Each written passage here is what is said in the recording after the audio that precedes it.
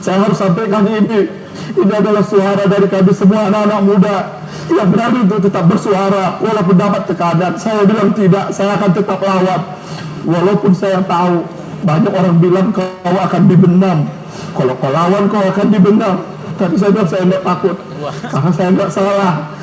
Saya bangga dengan pekerjaan saya, seorang videografer, seorang pekerja ekonomi kreatif.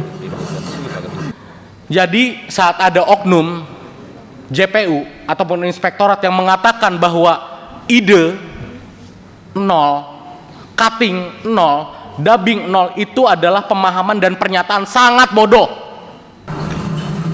Ya, rekan-rekan, nah hari ini kita kenapa perlu melakukan rapat dengan situasi yang tidak biasa, karena memang situasinya sudah mendesak terkait kasus Pak Amsal Sitepu ini. Kita mengikuti juga dari media massa dan masing-masing kami juga dijapri oleh kaum pekerja industri kreatif tentang permasalahan Pak Amsal Christy Sitepu ini. Intinya adalah beliau menjalankan kerja sebagai pekerja ekonomi kreatif, ya, tapi harus berhadapan dengan hukum, ya, dituduh melakukan penggelembungan harga atas jasa ide kreatif, ya, yang sebetulnya tidak ada harga bakunya. Nah, ini kasusnya ini sudah di ujung, ya, makanya kita harus segera hari ini sudah di ujung karena beberapa hari akan ada putusan pengadilan, ya. Jadi nanti kita akan sampaikan kesimpulan rapat, ya. Kesimpulan rapat ini sebagaimana diatur di di konstitusi, ya, merupakan kewenangan konstitusional DPR dan juga diatur di Undang-Undang MPR, DPR, DPD dan DPRD. Jadi nanti urutannya kita minta pertama Pak Amsal, ya, akan menceritakan secara singkat saja Pak permasalahan yang dihadapi. Lalu Pak Hinca Panjaitan, Pak Amsal nanti mungkin sekitar 10 menit Pak Amsal, Pak Hinca Panjaitan 10 menit. Lalu di sini ada ada Pak Ketua Gerakan Ekonomi Kreatif yang mengadvokasi Pak Amsal, ya, Pak Kawendra. Lalu teman-teman menyampaikan pandangannya. Terakhir kita menyampaikan kesimpulan rapat. Kami persilakan Pak Amsal Christy Sitepu menyampaikan permasalahannya selama 10 menit. Terima kasih buat kesempatannya, Pak. Jadi pekerjaan pembuatan video profil desa ini bermula ketika pada tahun 2019 ada COVID-19, Pak, yang melanda dunia. Jadi di situ kami para pekerja ekonomi kreatif, khususnya yang bergerak di bidang media, produksi foto dan video itu seperti kehilangan lapangan kerja karena ada lockdown gitu. Jadi sebelumnya itu saya dan tim perusahaan yang saya pimpin itu CV Promise Land itu banyak mengerjakan project-project wedding dan pembuatan video klip lagu gitu, Pak. Jadi karena tidak adanya lagi lapangan pekerjaan itu, Pak, saya mempunyai ide untuk membuat video profil desa di Kabupaten Karo.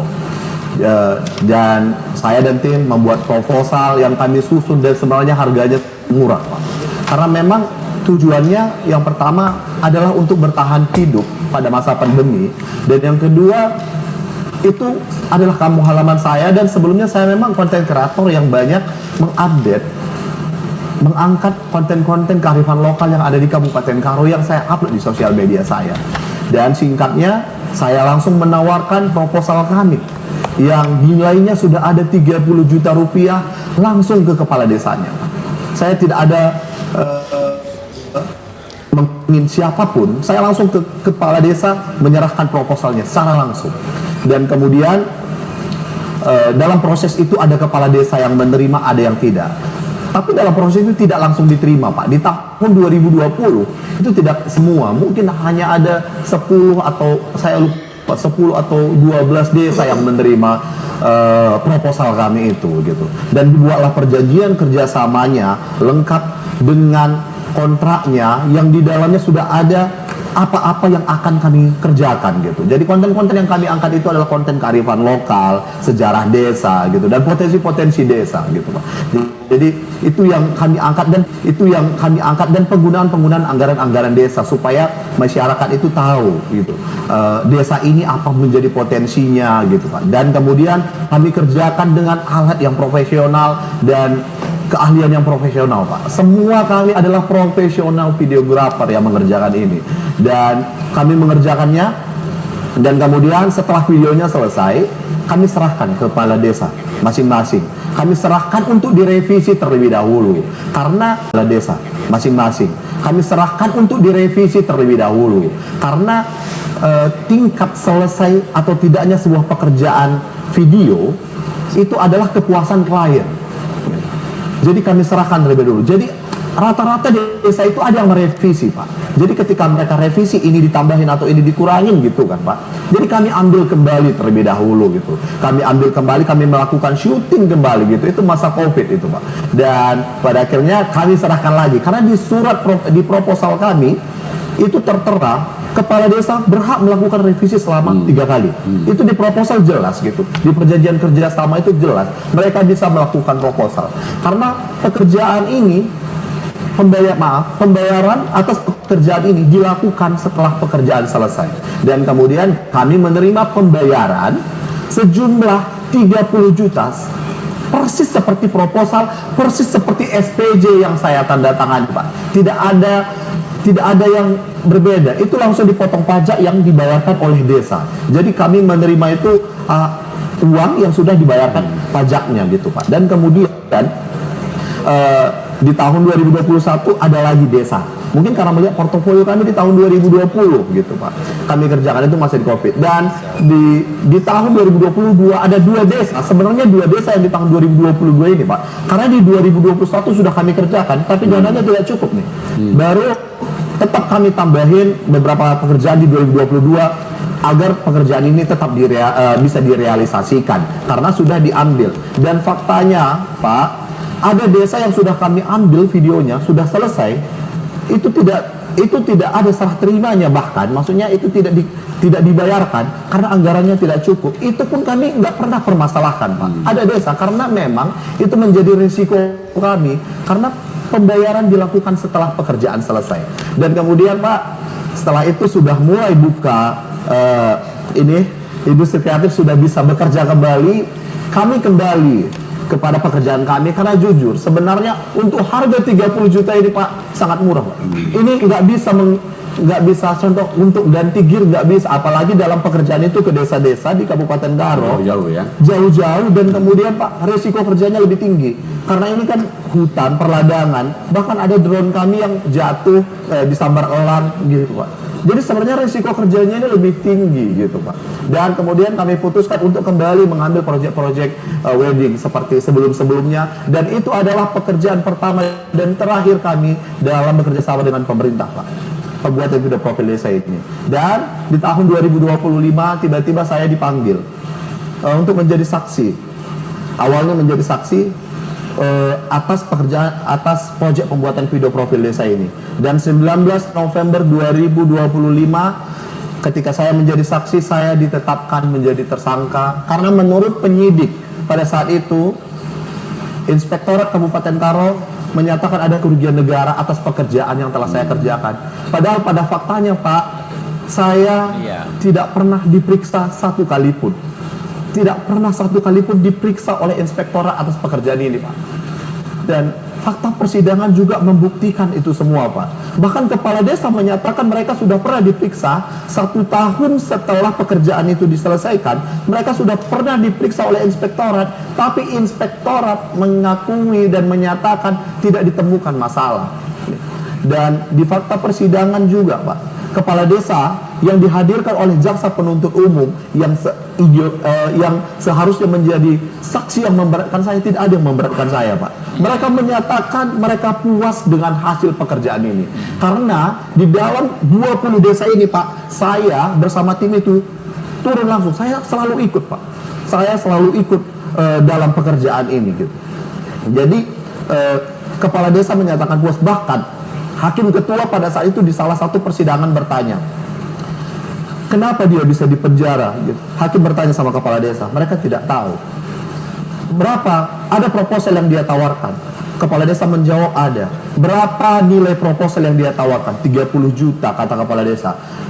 Berapa yang kalian bayarkan? 30 juta. Dan hakim bertanya, terus kenapa dia bisa dipenjara? Kepala desa berjawab, nggak tahu yang mulia gitu. Dan sampai saat ini pun saya tidak, sebenarnya Pak, saya sangat bingung atas kondisi ini. Dan kemudian setelah persidangan itu, saya menemukan bahwa di LHP diketemukan bahwa ada Marat itu dimunculkan karena ada beberapa item yang dinolkan oleh auditor dan diamini oleh jaksa penuntut umum di dalam surat tuntutannya.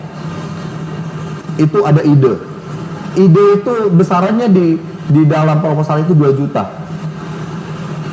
editing 1 juta, cutting 1 juta, dubbing 1 juta, clip on atau mikrofon 900.000 yang totalnya 5,9 juta ini semuanya dianggap nol oleh auditor maupun jaksa penuntut umum. Jadi seperti itulah singkatnya cerita pembuatan video profil ini, yang saya hari ini hanya mencari keadilan. Saya hanya pekerja ekonomi kreatif. Yang saya takutkan jika hal ini terjadi, kami anak-anak muda pekerja ekonomi kreatif di Indonesia akan takut untuk bekerja sama dengan pemerintah. Saya cuma mencari keadilan, Pak. Saya cuma pekerja ekonomi kreatif biasa, Pak. Saya nggak punya wewenang dalam anggaran, Pak. Sederhananya saya hanya menjual. Kalau memang harganya kemahalan, kenapa tidak ditolak saja? Atau kalau tidak sesuai, kenapa harus dibayarkan? Tidak perlu saya dipenjarakan. Karena pekerjaan ini kami lakukan tahun 2020 juga saat pandemi, hanya untuk bertahan hidup dan untuk mempromosikan Kabupaten Karo. Bisa dilihat Pak dari sosial media saya. Dari dulu saya selalu mengangkat konten-konten kearifan lokal di Tanah Karo. Saya bahkan Pak, saya pernah melakukan demo tunggal menaiki Tugu Perjuangan Bestagi karena pesta penjual-jual ditiadakan di Kabupaten Karo. Saya lakukan sendiri, Pak. Saya cinta sekali dengan Tanah Karo, Pak. Walaupun dengan kejadian ini, saya akan tetap mencintai Tanah Karo. Terima kasih, Pak. Ya. Tolong saya, Pak. Ya. Iya Pak, semangat Pak. Insya Allah Pak, kita semua ini berkomitmen dan all out semua untuk memperjuangkan keadilan untuk Pak Amsal Pak. Pak Hinca bahkan secara khusus ya menyempatkan diri ke sana dan meminta kita semua ya hari ini hadir yang dari daerah khusus untuk membahas masalah ini. Oke, berikutnya Pak Hinca Panjaitan 10 menit Pak. Terima kasih pimpinan yang saya hormati dan para anggota Komisi 3 yang saya hormati, juga saudara saya, sahabat saya Bung Kawean yang terus memperjuangkan para pekerja kreatif. Saya ingin menambahkan saja pimpinan, saya mencoba mendampingi saudara Amsal ini karena memang ini sangat serius dan penting untuk kita beri perhatian. Poinnya adalah kita ingin memastikan bahwa secara sadar pekerjaan kreatif hari ini adalah keniscayaan yang hadir untuk anak-anak muda kita. Saya membaca dengan pelan tentang tuntutan juga dakwaan yang kalau dibuat secara simpel oleh JPU-nya adalah penghargaan terhadap kreativitas anak-anak muda ini. Tadi sudah disebutkan ada 5 item. Misalnya konsep ide tidak dihargai, langsung diberi nilai 0. Editing diberi nilai 0. Mikrofon yang biasa kita pakai ini juga dinilai 0. Ini buat saya kejahatan. Ini penghinaan atas profesi anak-anak muda kita yang justru oleh Presiden Prabowo Subianto memastikan ada menteri kita khusus, yaitu Menteri Ekonomi Kreatif. Dan kita terus berjuang menjelaskan bagaimana negara mendapatkan ekonomi kreatif kita dari anak-anak muda ini. Tapi kemudian terjadi hal yang menurut kita memang saatnya kita ingin memberikan masukan dan pandangan kita. Oleh karena itu, seandainya ini kita biarkan pimpinan, saya khawatir semuanya nanti ekonomi kreatif kita tidak dihargai lagi. Anak-anak muda ini menjadi kehilangan masa depannya, apalagi sangat mulia untuk memajukan desanya, Tanah Karo Simalem, Tanah Karo yang dia cintai, yang kami cintai semua, untuk maju lewat media ini. Nah, apa yang ingin saya katakan untuk siang hari ini atau pagi ini, saya ingin meminta sahabat-sahabat saya semua yang ada di Komisi 3. Saya tidak bisa hadir di sana pimpinan, atas seizin pimpinan saya dampingi untuk menyampaikan bahwa memberi nilai 0 terhadap kreativitas anak-anak muda ini bagi saya harus kita luruskan. Kita ingin minta Kajari Karo dan JPU-nya serta para pihak penegak hukum di Kajari Karo untuk melakukan evaluasi agar tidak lagi mengulangi hal-hal seperti ini. Kita minta Kejaksaan Agung untuk segera menarik ini para jaksa dan Kajari ini, karena kalau sampai semuanya seperti ini, maka sesungguhnya kita sedang mengadili anak-anak muda yang punya kreasi ke depan, yang tidak punya mens rea, yang tidak mempunyai niat jahat untuk melakukan korupsi, apalagi merugikan keuangan negara. Ia hanya ingin memajukan kampungnya. Jadi ini ironis sekali. Kalau kita hitung tadi cuma 5,9 juta dalam satu desa, kecil sekali, dan jaksa minta itu 0, dan itu karena dirujuk kepada Inspektorat Karo. Ini saya kira kesalahan, kekeliruan yang fatal untuk kita luruskan. Nanti lama-lama kalau ada yang kerjaan seperti itu, ya sudah, kerjakan saja. Nanti dikatakan nilainya 0. Kalau di Medan disebut ini 2M, ini nama M, 2M itu artinya makasih mas gitu. Kalau itu yang terjadi, maka masa depan anak-anak muda di Indonesia menjadi tidak punya masa depan lagi. Oleh karena itu pimpinan, saya akhiri, saya ingin meminta kepada kita semua dan kepada pekerja kreator di seluruh Indonesia melalui saudara Sitepu, saudara Amsal Kristi Sitepu ini, cukuplah dia. Dia hari ini telah memasuki hari 130 hari ditahan di sini, berarti kehilangan kreativitasnya 130 hari. Berarti negara kehilangan masa depan anak-anak mudanya 130 hari. Ini bukan tujuan kita menegakkan hukum. Kuhab kita enggak seperti itu. Kuhab kita ingin memastikan keadilan itu benar-benar substantif. Dan karena itu, saya ingin menutup ini dengan satu pernyataan sederhana pimpinan, yang saya tujukan kepada siapapun yang menyusun penilaian itu. Kalau memang editing bernilai 0, kalau memang dubbing tidak perlu dibayar, kalau memang konsep dan ide tidak punya harga lagi, maka saya pikir solusinya sudah sangat jelas dan sangat mudah. Lain kali kerjakan sendiri jaksa, kerjakan sendiri auditor, tidak usah lagi untuk anak-anak muda. Bapak-bapak jaksa yang terhormat, tentu bisa aja kerjakan itu. Toh nilainya 0, artinya tidak ada ilmu khusus yang perlu dipelajari, tidak ada keahlian yang perlu diasah bertahun-tahun, tidak ada perangkat lunak yang perlu dibeli. Tinggal duduk, buka laptop, dan jadilah sebuah video profesional yang layak tayang. Jika sudah selesai, nanti saya akan membayarnya dengan 2M. Makasih mas, itu saja. Dan kalau itu yang terjadi, saya kira ini peradilan sesat. Dan karena itu saya mohon dari fraksi Partai Demokrat lewat Komisi 3 pimpinan untuk menyatakan sikap atas persidangan ini, agar keputusan yang diambil dalam beberapa waktu ke depan, baik adanya tanpa bermaksud sedikit pun mengintervensi keputusan majelis hakim yang terhormat, tetapi sebagai wakil rakyat kita sampaikan ada yang kurang pas dalam persidangan ini. Itu saja pimpinan, terima kasih. Saya boleh tambahkan Pak, ada yang ingin saya tambahkan satu. Silakan Pak Amsal. Silakan. Ini saya pikir saya harus sampaikan pimpinan, dalam proses hukum yang sedang saya jalani ini, saya pernah mendapatkan intimidasi oleh jaksa secara langsung yang memberikan saya sekotak brownies coklat.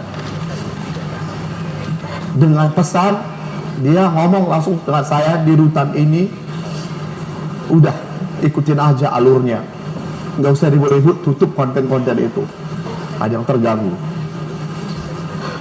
Saya bilang tidak pimpinan, nggak cukup, nggak ada lagi anak-anak muda yang harus dikriminalisasi di Indonesia, karena nggak akan biarkan, nggak ada lagi Amsal-Amsal lain yang dikriminalisasi pimpinan. Biarkan saya menjadi satu-satunya pekerja ekonomi kreatif yang dikriminalisasi dan diintimidasi. Biarkan saya yang terakhir pimpinan. Saya harus sampaikan ini adalah suara dari kami semua anak-anak muda yang berani untuk tetap bersuara walaupun dapat tekanan. Saya bilang tidak, saya akan tetap lawan walaupun saya tahu banyak orang bilang kau akan dibenam, kalau kau lawan kau akan dibenam. Tapi saya bilang saya tidak takut karena saya tidak salah. Saya bangga dengan pekerjaan saya, seorang videografer, seorang pekerja ekonomi kreatif. Itu juga saya angkat dalam pledoi saya tentang pemberian intimidasi lewat produk coklat itu. Saya pikir hukum di negara ini harus ditegakkan, khususnya untuk kami para pekerja ekonomi kreatif. Itu saja pimpinan. Terima kasih Pak. Iya, Terima Pak. kasih. Tenang Pak Amsal. Insya Allah kita all out dan masih banyak hakim-hakim yang bisa memberikan putusan yang adil. Ya. Berikutnya Pak Kawendra Lukistian, Ketua Dewan Pimpinan Pusat Gerakan Ekonomi Kreatif. Ini pihak yang meminta juga digelarnya RDPU kali ini. Silakan Pak Kawendra. 10 menit ya paling lama ya. Bismillahirrahmanirrahim. Assalamualaikum warahmatullahi wabarakatuh. Terima kasih Bang Habib, Ketua Komisi 3, pimpinan Komisi 3 dan kawan-kawan Komisi 3 dan teman-teman media yang hadir. Bang Hinca, Bro Amsal, semangat. Kita berjuang, pokoknya keadilan harus kita tegakkan, kita dorong. Teman-teman semuanya, dalam Astacita Presiden Prabowo dituliskan termaktub 2 kata kreatif. Astacita kedua itu adalah ekonomi kreatif. Itu konteksnya adalah bagaimana membangun kerangka ekonomi kita, soal kerangka ekonomi kreatif. Di Astacita ketiga ada industri kreatif. Itu konteksnya adalah bagaimana penciptaan lapangan kerja dan pendorongan industri kreatif yang jauh lebih masif. Artinya apa? Presiden kita memiliki perhatian yang luar biasa terhadap sektor ekonomi kreatif. Dan di era inilah kita pertama kali di dunia sebagai negara pertama yang memiliki Kementerian Ekonomi Kreatif. Dan kita lah Indonesia negara pertama yang memiliki Hari Ekonomi Kreatif Nasional. Dan per tahun ini Presiden telah memberikan pendanaan untuk ekonomi kreatif berbasis IP 10 triliun. Tahun ini sudah ada PP-nya, undang-undang ekonomi kreatifnya. Artinya apa? Dukungan besar pemerintah terhadap ekonomi kreatif itu besar. Sekarang tujuannya apa? Mensejahterakan para pelaku ekonomi kreatif yang saat ini diksinya sedang kita ubah untuk menjadi bukan pelaku ekonomi kreatif tapi pejuang ekonomi kreatif. Supaya apa? Marwahnya terjaga. Tapi kalau ada proses seperti ini artinya apa? Ini menghina profesi ekonomi kreatif.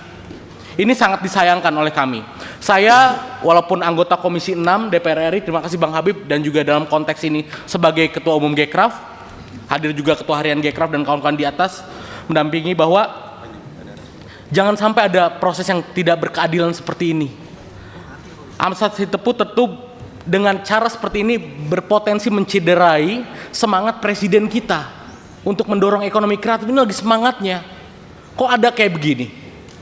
Dan pada Rakornas Gekraf beberapa waktu lalu, Ketua Majelis Tinggi kami, Majelis Tinggi Gekraf Prof. Supni Dasko mengatakan bahwa perekonomian dunia, perekonomian Indonesia ini sedang shifting dari ekonomi ekstraktif menjadi ekonomi kreatif. Artinya apa? Potensinya besar. Para pejuangnya, para praktisinya harus dihargai, bukan dicederai. Ini dizolimi lagi. Apa mungkin kita bisa menduganya ini dikorbankan mungkin. Tapi silakanlah proses peradilan itu. Kemudian teman-teman semuanya, janganlah pejuang ekraf ini dijadikan tumbal, dijadikan korban. Ya kita entah seperti apa nanti mungkin. Padahal kalau kita mau sadari, dari semenjak kita lahir hingga menghembuskan nafas terakhir, itu tidak pernah lepas dari produk ekonomi kreatif. Ada nggak di sini yang lahir yang nggak di bedong? itu adalah produk ekonomi kreatif. Makanan yang kita konsumsi sehari-hari itu adalah produk ekonomi kreatif. Hingga kain kafan, bahkan peti jenazah itu adalah produk ekonomi kreatif semuanya. Bahkan dokumentasi yang dihadirkan oleh teman-teman seperti Bung Amsal dan lain-lain itu adalah produk ekonomi kreatif. Artinya harus dihargai.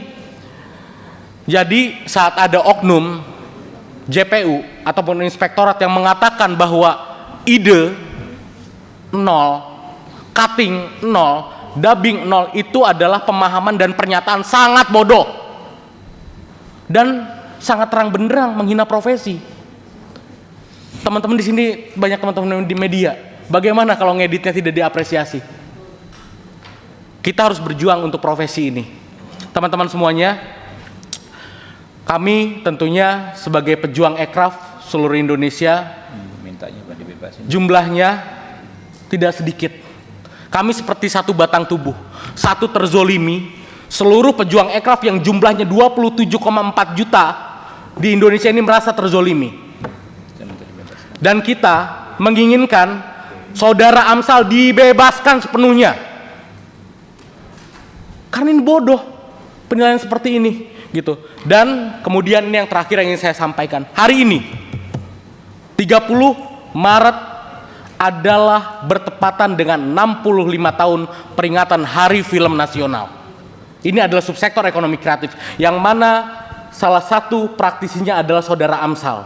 Dan hari ini pun tepat tanggal 30 Maret adalah ulang tahun pernikahan saudara Amsal dengan istrinya. Mudah-mudahan dari Komisi 3 ini kita bisa melahirkan dan mendorong keadilan yang substantif, yang berkeadilan, dan saudara Amsal dibebaskan. Itu menjadi kado untuk saudara Amsal dan istrinya. Kita berjuang, tetap semangat teman-teman pejuang ekraf seluruh Indonesia. Terima kasih. Wassalamualaikum warahmatullahi wabarakatuh. Waalaikumsalam warahmatullahi wabarakatuh. Sebelum pandangan para mini fraksi, saya minta sekretariat membacakan draft kesimpulan ya. Sekretariat dibacakan saja, lalu ditampilkan di monitor. Setelah itu baru tanggapan dari rekan-rekan.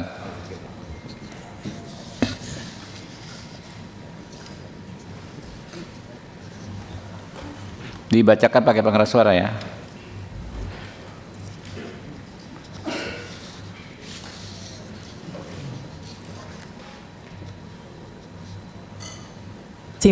Kesimpulan rapat Komisi 3 DPR RI terkait kasus saudara Amsal Kristi Sitepu di Pengadilan Negeri Medan, masa persidangan 4 tahun sidang 2025-2026, Senin 30 Maret 2026. Terkait kasus saudara Amsal Kristi Sitepu di Pengadilan Negeri Medan yang telah menarik perhatian masyarakat, serta berdasarkan berbagai informasi dan data perkembangan penanganan terhadap kasus ini, maka Komisi 3 DPR RI menyampaikan beberapa hal sebagai kesimpulan, yakni 1.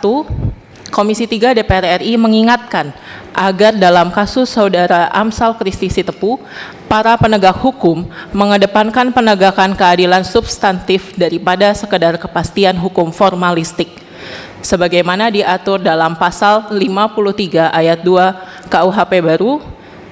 Secara substantif, kerja kreatif videografer tidaklah memiliki harga baku tertentu, sehingga tidak bisa dikatakan terjadi penggelembungan atau markup dari harga baku, termasuk melahirkan ide atau konsep kreatif awal, kerja pengeditan atau editing, pemotongan video atau cutting, dan pengisian suara atau dubbing, merupakan kerja kreatif yang tidak bisa secara sepihak dihargai Rp0. Komisi 3 DPR RI mengingatkan bahwa prioritas pemberantasan korupsi bukanlah sekedar pemenuhan target pemenjaraan orang secara semena-mena, melainkan memaksimalkan pengembalian kerugian negara. Dalam kasus saudara Amsal Kristi Sitepu dengan nilai kerugian keuangan negara sebesar 202 juta rupiah, tujuan penegakan hukum akan lebih tercapai jika sejak awal dimaksimalkan pengembalian kerugian negara. 3. Komisi 3 DPR RI meminta agar para penegak hukum mempertimbangkan putusan pengadilan tidak menjadi presiden yang kontraproduktif terhadap iklim industri kreatif di Indonesia karena ancaman pidana atau overkriminalisasi dengan orientasi keadilan retributif atau pemenjaraan. 4. Komisi 3 DPR RI menyerukan agar Majelis Hakim dalam perkara Saudara Amsal Christy Sitepu untuk mempertimbangkan putusan bebas atau setidaknya ringan berdasarkan fakta persidangan serta menggali, memahami, dan mengikuti nilai-nilai hukum dan rasa keadilan yang hidup dalam masyarakat termasuk bagi pekerja industri kreatif sebagaimana diatur dalam pasal 5 ayat 2 Undang-Undang Nomor 48 Tahun 2009 tentang Kekuasaan Kehakiman. 5. Komisi 3 DPR RI mengajukan agar Saudara Amsal Christy Sitepu diberikan penangguhan penahanan dengan Komisi 3 DPR RI sebagai penjamin. Oke, berikutnya pandangan mini fraksi dari Partai PDI Perjuangan, Pak Saparudin, 3 menit Pak. Kami persilakan Pak. Assalamualaikum warahmatullahi wabarakatuh.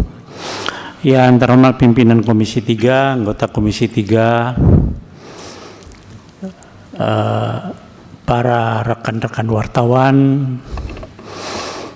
serta seluruh masyarakat Indonesia, khususnya untuk aparat penegak hukum di Sumatera Utara.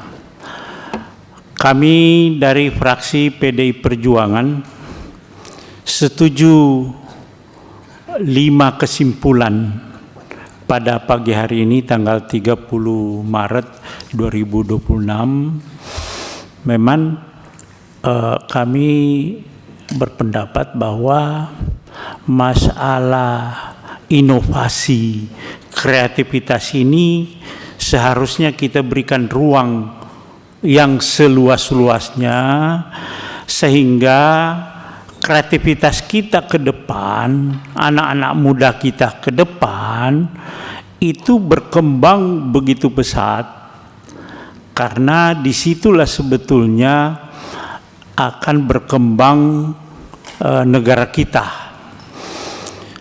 Dan berikutnya, berdasarkan fakta-fakta hukum yang ada di pengadilan, kami mengharapkan hakim untuk mempertimbangkan kepada Saudara Amsal Sitepu ini dibebaskan dari hukuman, dan sekarang ini dalam status tahanan bisa dibebaskan dari rumah tahanan negara.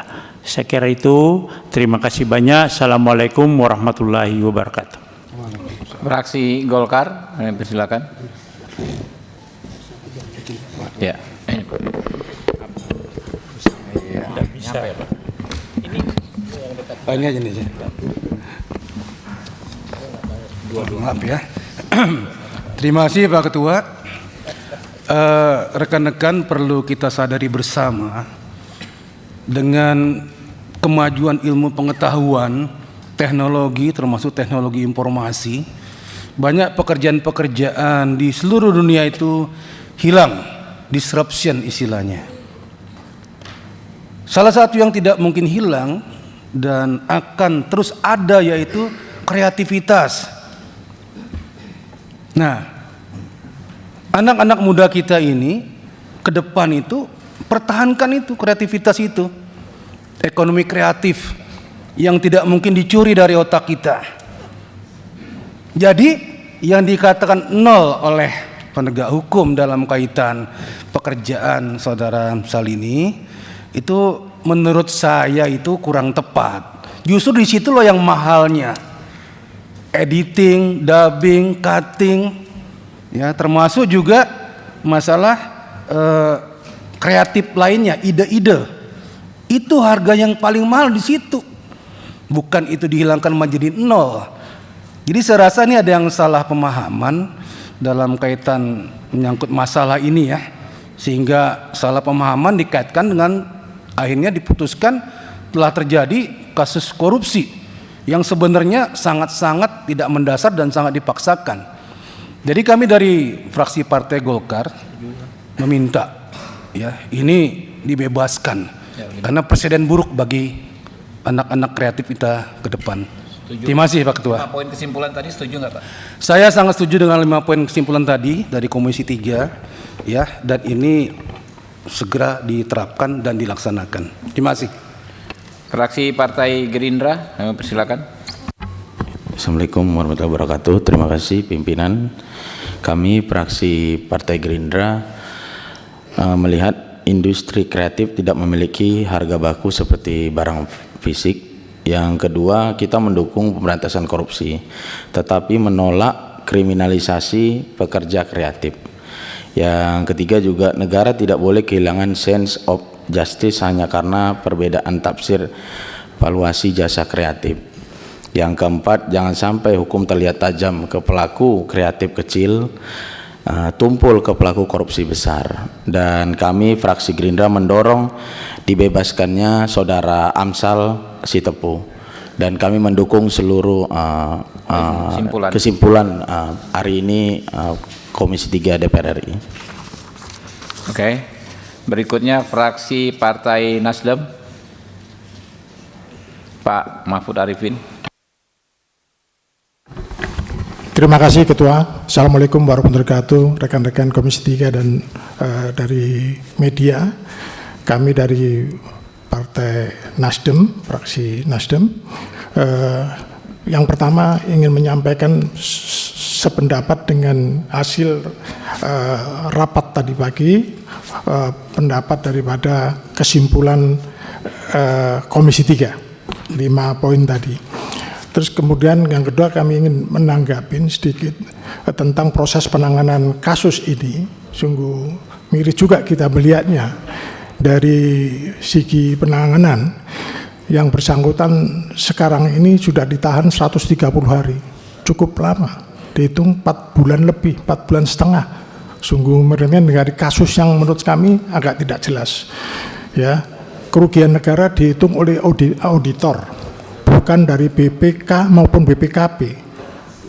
Dan persoalan ini seharusnya yang kalau toh ada markup, ada penurunan adalah pihak kepala desa. Kepala desa sendiri tidak merasa puas dengan hasil ini, dan kami sangat setuju untuk kepala desa, bupati ataupun gubernur membuat profil tentang daerahnya, mana yang sudah maju untuk wisata, terus kemudian mana yang kurang-kurang di desa itulah yang ditampilkan.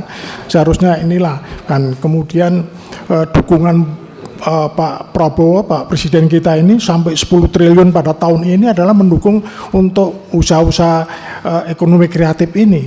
Kita bersyukur anak-anak muda ini sekarang ini yang tidak bergantung pada kerjaan pegawai negeri, ASN. Itu yang kita harus apresiasi sebetulnya. Jadi pada kesempatan ini sekali lagi kasus ini kami berharap dari pihak kejaksaan, karena ini pasti adalah target-target yang diberikan oleh mungkin dari Kejaksaan Agung kepada Kejati ke daerah-daerahnya, ke Kejati untuk menangani suatu kasus korupsi yang akan dinilai bahwa itu adalah suatu prestasi yang dicapai, sehingga dia memaksakan kasus-kasus yang menurut kami kurang jelas. Dan sekali lagi kami dari fraksi Nasdem sependapat dengan kesimpulan rapat hari ini. Terima kasih Pak Ketua. Berikutnya fraksi Partai Kebangkitan Bangsa. Ya, terima kasih pimpinan dan seluruh anggota Komisi 3 dan rekan-rekan media. Kami dari fraksi Partai Kebangkitan Bangsa pada prinsipnya menyepakati semuanya 5 poin tadi kesimpulan. Tapi coba menyimpulkan sedikit, industri kreatif ini kan bergerak dengan logika yang berbeda dengan industri konvensional.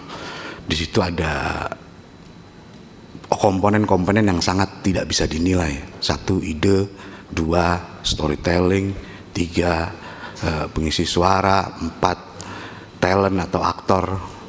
Itu harganya juga tidak bisa dinilai.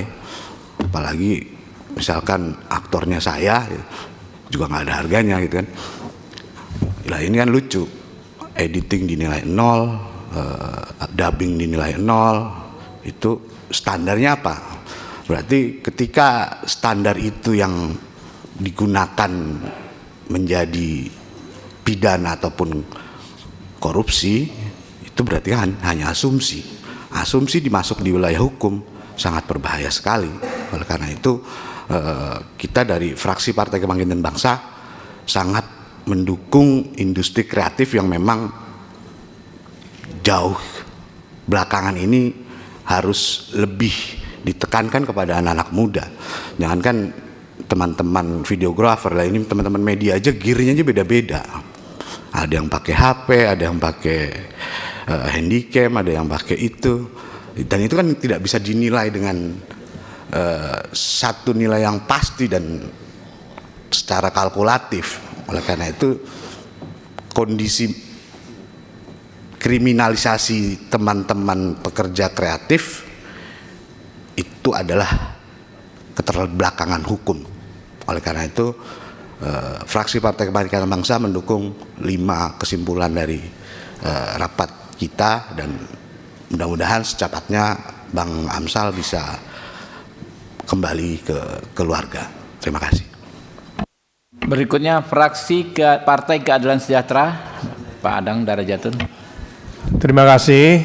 Assalamualaikum warahmatullahi wabarakatuh.